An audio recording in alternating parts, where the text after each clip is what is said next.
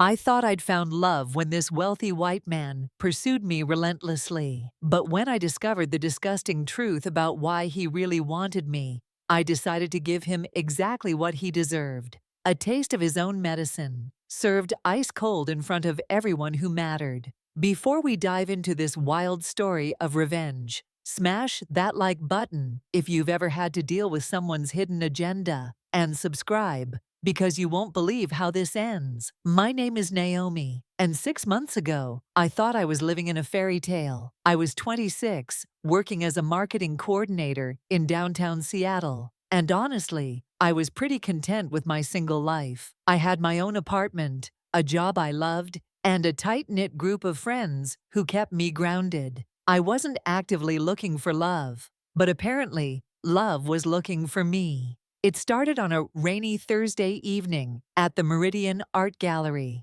I was there for the opening of a local Black artists exhibition, something I made a point to support whenever I could. The place was buzzing with Seattle's artsy crowd, wine glasses clinking, conversations flowing about technique and meaning, and all those gallery things people say when they want to sound sophisticated. That's when I saw him, tall, maybe 6'2", with perfectly tousled brown hair and wearing a navy blazer that probably cost more than my monthly rent. But what caught my attention wasn't his obvious wealth. It was the way he was studying one particular piece, a painting depicting the complexities of Black womanhood, layers of history, and pain and beauty all woven together. Most people would glance and move on, but he stood there for a full 10 minutes, genuinely absorbed. When he finally turned around, our eyes met, and he walked straight over to me. "Excuse me, Xel," he said, and his voice had this warm, confident tone that immediately put me at ease. "I'm Connor. I couldn't help but notice you've been watching people's reactions to the art. Are you connected to the exhibition?" I laughed, shaking my head. "No, I just love supporting local artists, especially when their work speaks to experiences like mine. I'm Naomi, by the way." "Naomi," he repeated, like he was tasting the name. "Beautiful, just like that piece you were standing near earlier. Generational strength, right?" The way the artist layered the different shades and textures, it reminded me of something Toni Morrison wrote about the complexity of Black identity in America. I nearly choked on my wine. A white guy at a gallery opening just casually quoted Toni Morrison, and not in some pretentious, "look how woke I am" way, but like he genuinely understood what he was talking about. I was impressed despite myself. We talked for 2 hours about art, about books, about social justice movements, and the way Seattle was changing. Connor wasn't just surface-level impressive. He seemed to really get it. He asked thoughtful questions about my experiences, listened when I talked about microaggressions at work, and shared stories about using his privilege to call out racism in his tech company. When the gallery started closing, he walked me to my car. "I know this might be forward," he said, running a hand through his hair, in what I later learned was his signature nervous gesture. "But I'd love to take you to dinner this weekend. There's this Ethiopian restaurant in Capitol Hill I've been wanting to try, and I feel like you'd know the best places." I should have caught the red flag right there, assuming I'd know about Ethiopian food just because I'm Black, but I was too caught up in the moment. He seemed so genuine, so different from the usual tech bros I encountered in Seattle. I said yes. That first dinner turned into a second, then a third. Within a month, Connor and I were inseparable. He introduced me to his friends, all successful, mostly white professionals, who seemed genuinely welcoming. His best friend Trevor, a lawyer, actually pulled me aside one evening to tell me how happy Connor seemed, how he'd never seen him this invested in someone. "He talks about you constantly," Trevor said, grinning. "Yesterday he spent 20 minutes explaining to our group chat why representation in advertising matters, because you'd mentioned some campaign at work. You've really opened his eyes." The romance felt like something out of a movie. Connor would surprise me with tickets to see Kendrick Lamar, not because he assumed I'd like rap music, but because he remembered me mentioning I loved his latest album. He'd show up at my office with lunch from my favorite soul food place, having remembered every detail from a story I'd told weeks earlier. When I mentioned wanting to visit the new African American Museum, he not only took me the next weekend, but had clearly done research beforehand, asking questions that showed he'd spent time learning about the exhibits. 3 months in, I met his family at a barbecue in their massive Bellevue home. His parents, Richard and Patricia Walsh, were old Seattle money, the kind of people who had their names on hospital wings and attended charity galas as a hobby. I was nervous, but Connor had clearly prepared them well. They asked about my work, my family, my thoughts on local politics. His mother even complimented my natural hair, saying how beautiful it looked and asking about my routine in a way that felt genuinely curious rather than invasive. "Connor's told us so much about you, dear," Patricia said while showing me their garden. "He lights up when he talks about your perspective on social issues. You've really influenced him to think more deeply about these things." By month 4, I was falling hard. Connor had this way of making me feel seen, valued, cherished. When I got passed over for a promotion at work, something that happened to be part of a pattern I'd noticed with women of color at my company, Connor didn't just offer sympathy. He helped me research my options, connected me with a lawyer friend who specialized in workplace discrimination, and even offered to help me update my resume if I decided to look elsewhere. "You deserve so much better than that place," he told me one evening as we walked along the waterfront. "Your talent, your intelligence, your voice, they should be celebrating all of that, not holding you back." It was around this time that I started noticing little things, nothing major, just odd moments that would flicker across my consciousness before I'd dismiss them. Like the way Connor's hand would always find the small of my back when we entered restaurants, positioning me slightly in front of him like he wanted people to notice me. Or how he'd steer conversations with his friends toward topics where I could share my perspective as a Black woman, then beam with pride as I spoke. There was also the way he photographed me. Connor was constantly taking pictures of us together, of me laughing at dinner, of me reading on his couch. "You're just so photogenic," he'd say when I'd tease him about it. "The way light hits your skin, it's incredible." At first I found it sweet. He seemed to genuinely appreciate my beauty, my presence in his life. But there were moments when his compliments felt specific. "You have such exotic features," he said once while tracing my cheekbone. When I raised an eyebrow at the word exotic, he quickly corrected himself. "I mean distinctive, beautiful, you know what I mean." The comments about my hair were frequent too. He loved when I wore it natural, would run his fingers through my coils, and talk about how authentic it looked. When I straightened it once for a work event, he seemed almost disappointed. "I love it however you wear it," he said, "but there's something so powerful about you embracing your natural texture." I told myself I was overthinking. Connor was learning, evolving, trying to be conscious about race and identity. These little stumbles were just part of that process, right? Besides, his actions spoke louder than his occasional awkward phrasing. He was supportive, loving, present in all the ways that mattered. Then came the night that changed everything. It was a Tuesday in November, about 5 months into our relationship. Connor had invited me to stay over after dinner at his Capitol Hill apartment, a stunning 2-bedroom with floor-to-ceiling windows overlooking the city. We'd been talking about moving in together, taking the next step, making things official. I was head over heels in love, and thought he was too. Connor had gone to take a shower, leaving his laptop open on the kitchen counter, where he'd been showing me photos from his sister's wedding the weekend before. I wasn't trying to snoop. I just wanted to see that picture of us dancing again, the one where we both looked so happy. I clicked back through the photos, smiling at memories from just days ago. But then I clicked too far back, way too far back. What I found made my blood run cold. There was a folder buried in his photos, labeled simply "Collection." Inside were hundreds of pictures, not just of me, but of other women, Black women, all of them beautiful, all of them photographed the same way Connor photographed me. Intimate shots, candid moments, pictures that spoke of relationships, not casual dates. My hands were shaking as I kept clicking. There was Aletaya, a stunning woman with short natural hair, Kiana, with beautiful dark skin and bright eyes, Zendel,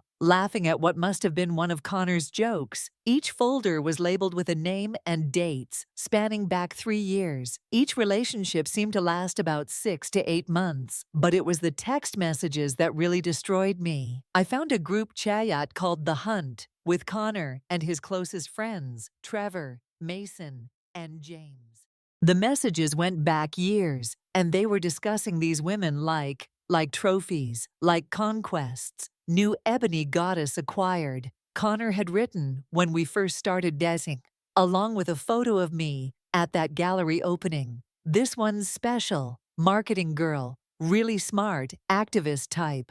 The challenge is going to be making her think it's real. My heart was pounding so hard I thought it might burst. I kept reading, even though every word felt like a knife. Trevor had responded, "Bro, your chocolate collection keeps getting better. How long you thinking for this one?" "At least 6 months," Connor replied. "Maybe longer. She's wife material, which makes the game more interesting. Plus, bringing her to the Hayes Gala next month is going to be perfect.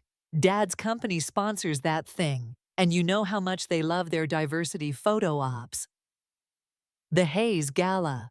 That was the charity event Connor had invited me to just last week, a big fancy fundraiser for racial justice causes that his father's company sponsored. He'd made it sound so romantic, like he wanted to show me off to his family's social circle because he was proud to be with me.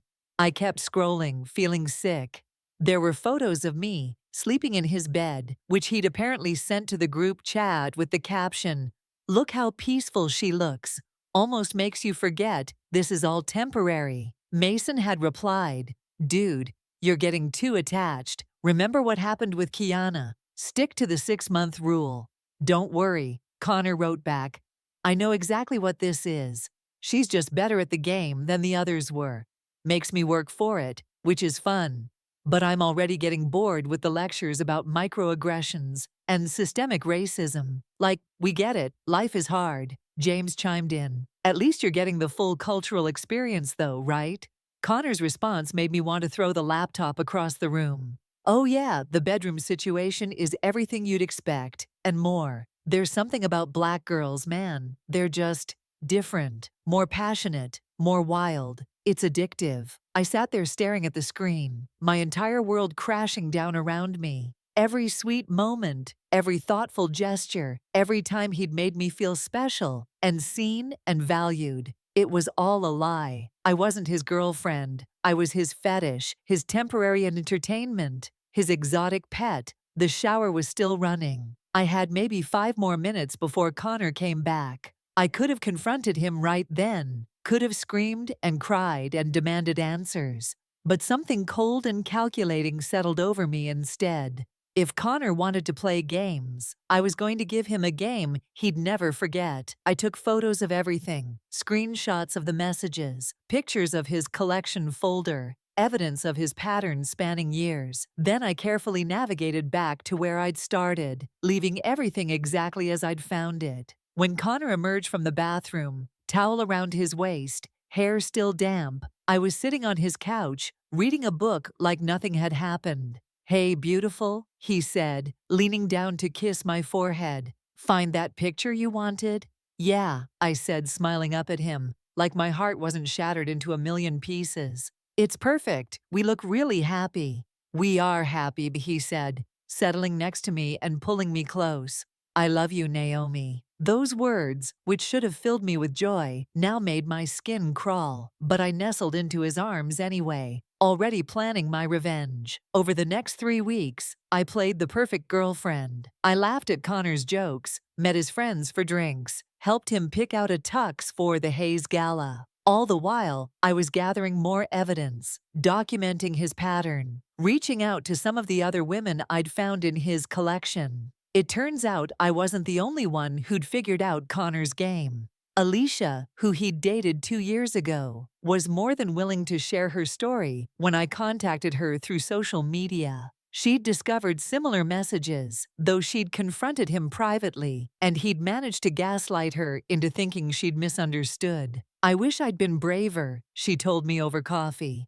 "I should have exposed him then. Maybe it would have saved other women from going through this." Kiana had a similar experience. "The worst part," she said, "was how good he was at making it feel real. Even after I found out, part of me wondered if maybe I was wrong, maybe he did care. That's how manipulative he was." But here's the twist I never saw coming. When I reached out to Zendel, the third woman in his collection, she told me something that changed everything. "Connor Walsh," she said when I called her. "Honey, I've been waiting for someone to call me about him for 2 years. See, I'm not just someone he dated and discarded. I'm a journalist for Seattle Weekly, and I've been building a story about men like him for months.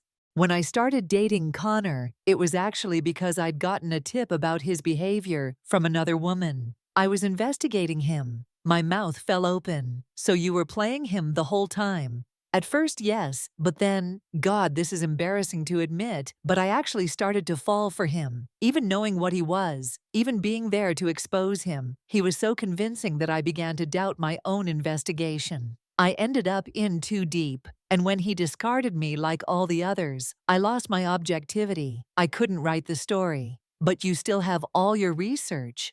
"Every bit of it. Text messages, recorded conversations, interviews with other women. I just need someone with the courage to help me bring him down publicly. Someone he won't see coming." And that's how I learned that Connor Walsh wasn't just fetishizing and discarding Black women. He was part of a whole network of men who treated women of color like collectibles. Zendel had documented at least 6 other men in their social circle with similar patterns. The Hayes Gala, it turned out, wasn't just Connor's hunting ground. It was where they all showed off their latest acquisitions. We had 3 days to put together the perfect trap. The night of the Hayes Gala, I felt like I was walking into battle. The event was held at the Four Seasons, and Connor had spared no expense on my outfit. A stunning black gown that he'd insisted on buying, saying he wanted me to represent properly in front of his family's social circle. At the time, I'd thought he was being thoughtful. Now I knew he was just accessorizing. "You look incredible," Connor said as we walked into the ballroom, his hand possessively on my lower back. "Everyone's going to be so jealous." The gala was everything you'd expect from Seattle's elite trying to prove they cared about racial justice. Speeches about diversity and inclusion delivered by mostly white board members, silent auctions for trips to Africa, and a whole lot of wealthy people congratulating themselves for writing checks. Connor paraded me around like a prize he'd won. "This is my girlfriend, Naomi," he'd say to anyone who'd listen. "She's opened my eyes to so many social justice issues, really educated me on what the Black experience is like in America." I smiled and played my part, making small talk with his father's business associates, charming his mother's book club friends, being everything Connor wanted me to be. All the while, Zendel was working the room with her press credentials, setting up cameras, and making sure everything was in place for what was about to happen. The evening's program included a segment where community members could share stories about racial justice initiatives. Connor had suggested I participate, saying it would be powerful for people to hear my perspective. I'd agreed, knowing it was the perfect setup for what I had planned. When they called my name to the podium, Connor squeezed my hand and whispered, "Make me proud, baby." I walked up to that microphone feeling calmer than I had in weeks. The ballroom was full, at least 300 people, including Connor's entire social and professional network, his family, his friends, and several members of the press. "Good evening," I began, my voice steady and clear. "My name is Naomi Johnson, and I'm here tonight to talk about something very close to my heart, the difference between being seen and being fetishized." Connor was beaming from his table in the front row. He thought this was going to be one of those speeches about overcoming adversity or celebrating diversity. His friends were nodding approvingly, probably thinking about how good this would look for Connor's image. "For the past 5 months," I continued, "I've been in what I thought was a loving relationship with Connor Walsh. whose father's company is sponsoring tonight's event. Connor pursued me, courted me, made me feel special and valued. He seemed to really see me, to understand my experiences as a Black woman in America. The room was completely silent now. Connor's smile was starting to falter as he realized this wasn't going where he expected. But 3 weeks ago, I discovered something that changed my entire understanding of our relationship. I learned that I wasn't Connor's girlfriend. I was his latest acquisition in what he and his friends call their chocolate collection. You could have heard a pin drop. Connor had gone completely white, his mouth hanging open in horror. His parents looked confused, like they couldn't quite process what they were hearing. See, Connor has a very specific type. He exclusively dates Black women, not out of genuine attraction or love, but as part of a game he plays with his friends. A game where Black women are points to be scored, experiences to be collected, stories to be shared in group chats with titles like The Hunt. I could see people throughout the ballroom starting to murmur, phones coming out as they realized this was about to become major news. Connor was frantically shaking his head, mouthing, "No, no, no," from his table. I have screenshots of messages where Connor described me as his ebony goddess, where he bet his friends about how long he could keep me interested, where he shared intimate photos of me sleeping in his bed with captions about how peaceful I looked, since our relationship was temporary anyway. The room erupted. People were gasping, standing up, pointing. Connor tried to stand, probably to stop me or leave, but the crowd was too thick and all eyes were on him now. "But here's what Connor didn't know," I said, my voice getting stronger. "I'm not the first woman to discover his game. Over the past 3 weeks, I've connected with 3 other Black women who went through exactly the same experience. Alicia Richardson, who he dated 2 years ago, Kiana Williams, who he discarded 18 months ago, and Zendel Thompson, who many of you know as a journalist for Seattle Weekly." Zendel stood up from her table near the back, holding up a recording device and her press badge. "Hi everyone. I've been documenting Connor Walsh and his friends' pattern of fetishizing and discarding Black women for the past 2 years. This isn't just one bad relationship. It's systematic predatory behavior disguised as progressive dating."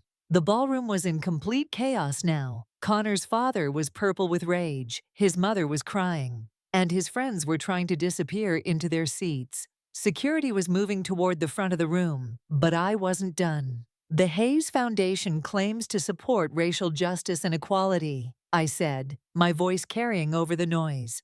"But they've been celebrating and enabling a man who treats Black women like exotic pets to be collected and discarded.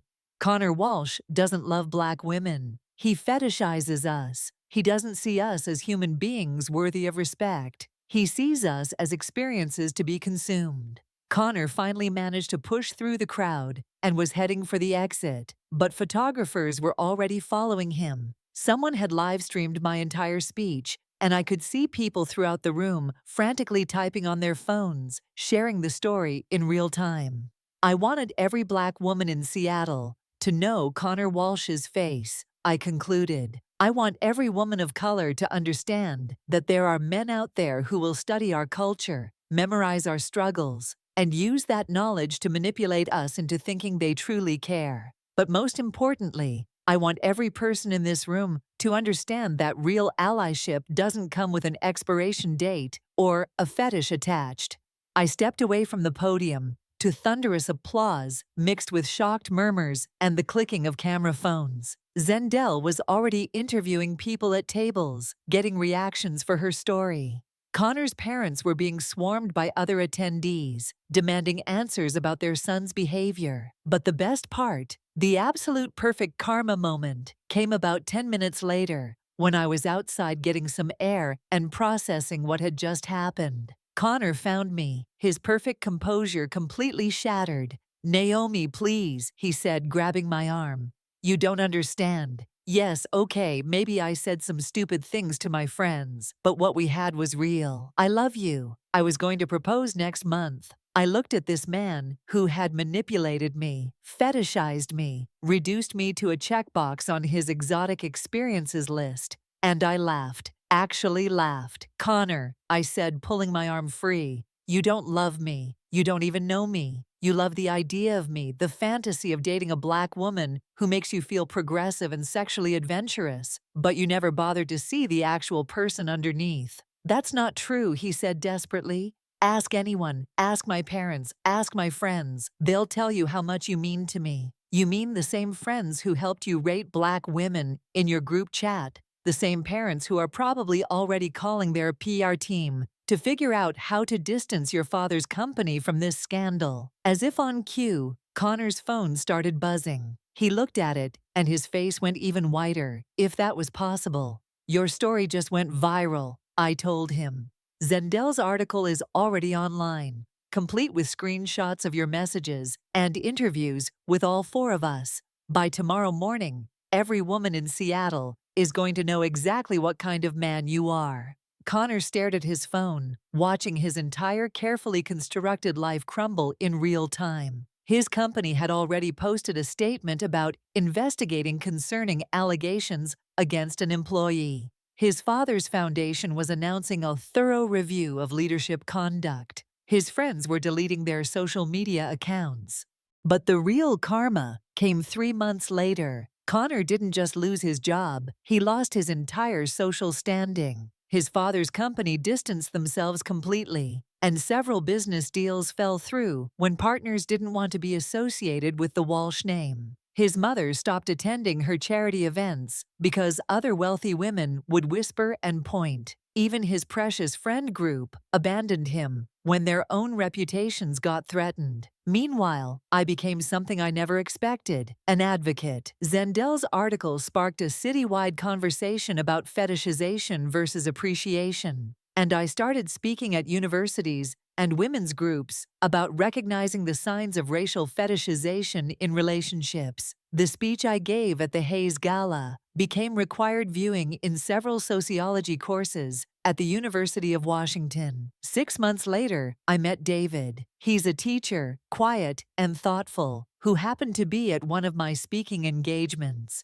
After my presentation, he came up to ask a question, not about my experience with Connor, but about a book recommendation I'd mentioned during my talk. We talked for an hour about literature and education and social justice, and not once did he comment on my appearance or ask about my cultural background. Our first date was at a bookstore cafe, and David spent the entire time asking about my thoughts on teaching methodologies and my opinions on local school funding initiatives. When he walked me to my car, he didn't take a single photo. When he told me I looked beautiful, it felt like he was seeing me, Naomi, the individual, not Naomi, the black woman who would make him look progressive. It's been 8 months now, and David still doesn't fetishize my blackness or treat me like an experience to be consumed. He challenges my ideas, supports my work, and loves me for who I am, rather than what I represent to his social circle. When I wear my hair natural, he doesn't call it authentic. When I straighten it, he doesn't look disappointed. He just sees me exactly as I am, without the lens of racial fantasy or exotic otherness. As for Connor, I heard through mutual acquaintances that he moved to Portland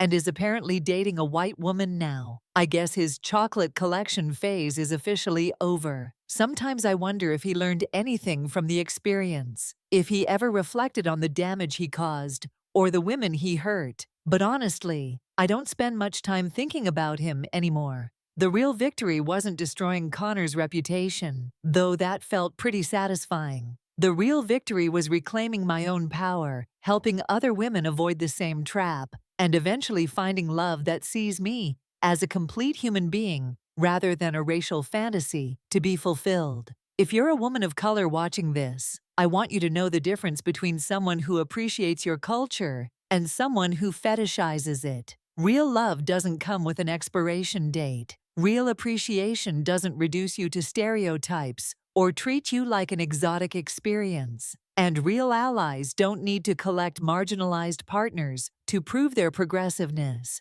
Trust your instincts. If something feels off, it probably is. If someone's compliments always focus on your racial features rather than your individual qualities, pay attention. If their friends seem more interested in your identity than your personality, be careful. And if you ever find yourself being someone's first black girlfriend or their way of proving how woke they are, run. You deserve to be loved for who you are, not what you represent to someone else's fantasy. If this story resonated with you, please like and share to help other women recognize these red flags. Subscribe for more real stories about standing up for yourself. And let me know in the comments. Have you ever experienced something similar? Remember, you deserve to be loved for who you are, not what you represent to someone else's fantasy. Hit that notification bell so you never miss a story about karma getting served exactly as it should be.